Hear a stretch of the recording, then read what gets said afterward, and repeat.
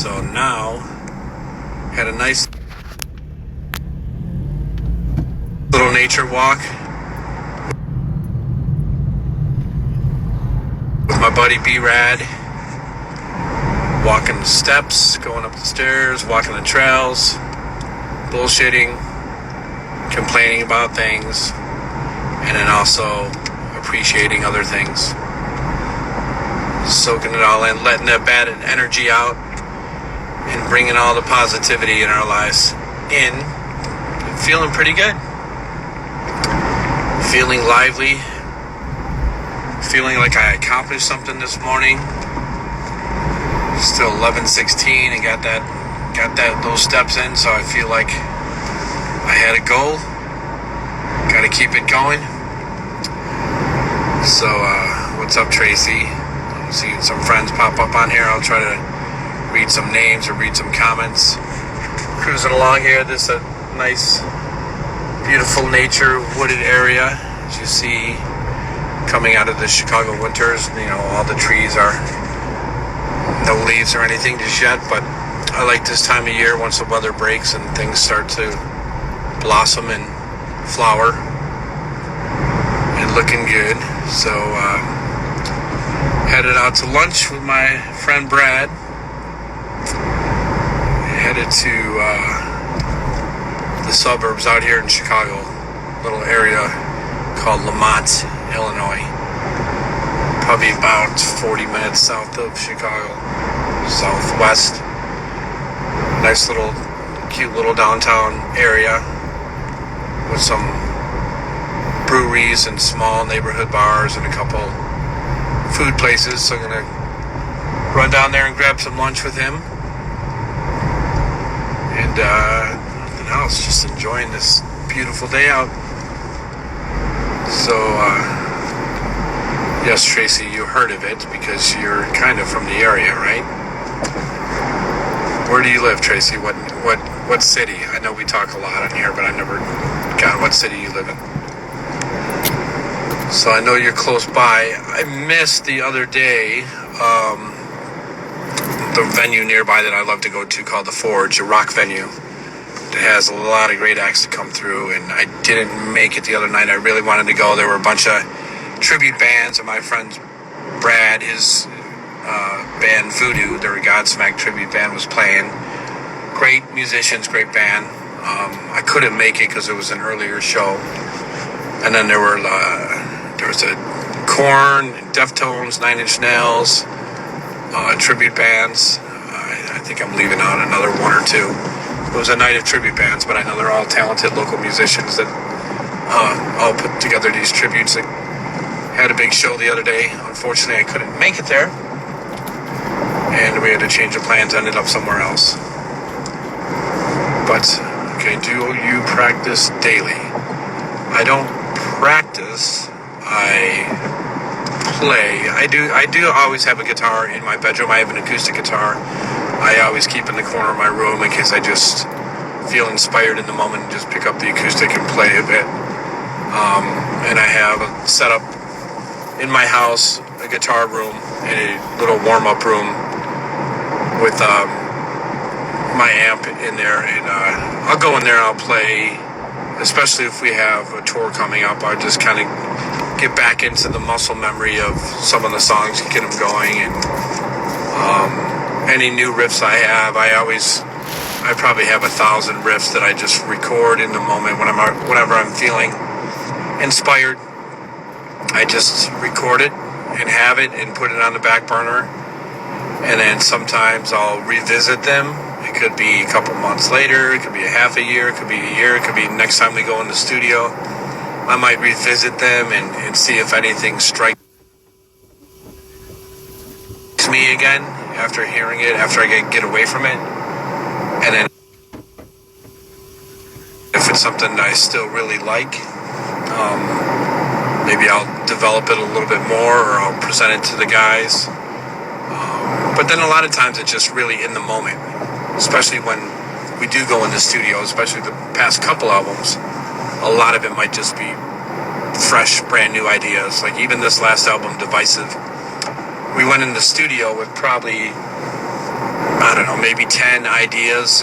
We had an album's worth of ideas to go, but once I got going, once I start tracking stuff, I think about half the album was brand new songs in the moment, because I was just feeling inspired. So we kind of backburnered some of those original first ideas and just captured some magic in the moment of improvising new, fresh ideas. So pretty excited about that. And all of those end up making the Divisive album. So it was Feeding the Fire, Bad Man, Don't Tell Me,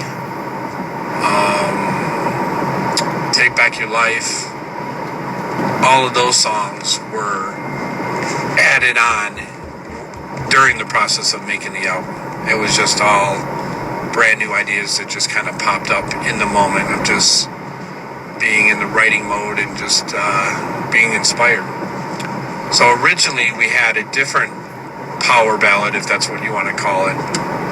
We were working on it. I'm trying to remember the name of the working title we had for it. It's not coming to me right now, but we had it. We started to work on it, started to track it in pre-production, and I just wasn't really feeling it in the moment. I thought it was okay, and I thought it took a lot more developing. I thought it was going to take a lot more effort to really try to turn this into something bigger.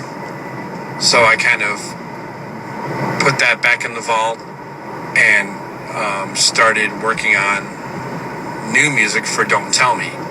And that kind of came out of nowhere in the moment. So me and my producer were just having a day of creativity, and I started writing those guitar parts, and we were arranging what felt good musically. And when David came into the studio, whatever it was, a few days later, I kind of dropped that on him. I'm saying, hey, that other song we had, we kind of put it away for a minute, and I had something new I wanted to show him and work on. And luckily, it just was a magical moment for us when I played back the track for him. He was vibing out, listening to it, and came up with the melody pretty quick for Don't Tell Me, and it just already felt it was headed in a better direction, in a more memorable, melodic, hooky idea.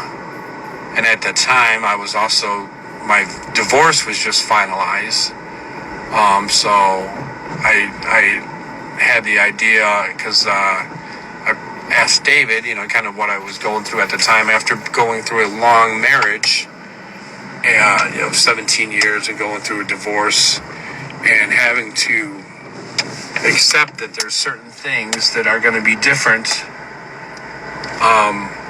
in life now. It's a new chapter, and certain things are kind of hard to let go.